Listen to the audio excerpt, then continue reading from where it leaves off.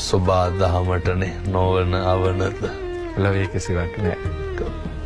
සනාතන දහම. එකට අභියෝග කරන්නත් බෑ. එක දෙයයි කරන්න තියෙන්නේ. මුහුණ දෙන්න විතරයි තියෙන්නේ. දැන් තියෙන ප්‍රශ්නේ තමයි කොහොමද මුහුණ දෙන්නේ? පළවෙනිම කාරණය පැහැදිලි කරනවා නම් අපි කොච්චර බණ කිව්වා මේක අපිට දැනෙන්නේ නැහැ. මාධ්‍යවේදීන් විදියට ඔබතුමන්ලට දැනෙන්නේ නැහැ. සාමාන්‍ය මේ විපතට මුහුණ දීපු පිරිස හැර වෙන කිසි කෙනෙකුට මේක දැනෙන්නේ නැහැ. නමුත් මේ වැඩසටහන් වල ප්‍රමුඛ අරමුණක් තමයි දැනිච්ච මිනිස්සුන්ගේ හිත හදන එක. චිත්තං යස්සන කම්පති. අකම්පිත වෙන්න. මහ පොළොව කම්පා වෙලා තමයි මේ හෙල්ලිලා තියෙන්නේ. පුද්ගලයෝ විදිහට අපිට මේ වෙලාවේ තියෙන ලොකු මහయ్య තමයි කම්පා නොවී ඉන්න එක. දැන් ප්‍රශ්නයක් තියෙනවා. බිරිඳ දරුවෝ සේරම පස්සට ඉන්නකොට තාත්තා කොහොමද කම්පා වෙන්නේ නැතුව ඉන්නේ?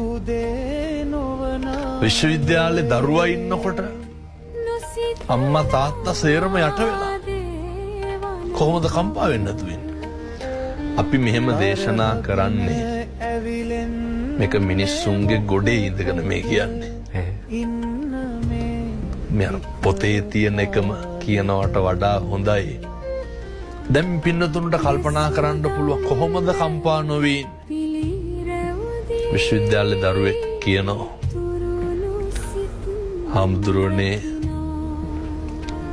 අක්කට බබා හම්බෙලා දරුවා ලැබිලා ගෙදර ඇවිල්ලා හිටියේ අම්මයි තාත්තයි හිටියේ සේරම යට වෙලා. එහෙමයි. දැන් ඒ දරුවා කොහොමද කම්පා වෙන්නේ නැතුව ඉන්නේ? භාග්‍යවතුන් වහන්සේ දේශනා කරනවා මනුෂ්‍ය ආත්ම භාවයක් ලබන්නෙම මේක හරි දුර්ලභයිනේ. මිනිසත් භවය කාලෙකින් හම්බෙච්ච මිනිසත් භවයේ Tamanට වැඩක් ඇති විදිහට ඵලදායී විදිහට සකස් කර ගන්නට නම් ජීවිතයේ තේරුම් ගන්න ඕන යථාර්ථයක් තියෙනවා. ඉපදුනා කියලා කවුරුත් දන්නවනේ. දැන් ඕකේ ආයේ තරක හොරන්න දෙයක් නැහැ. ඊට පස්සේ තියෙනවා ඕනම වෙලාවක ජරාවටපත් වෙන්න පුළුවන්.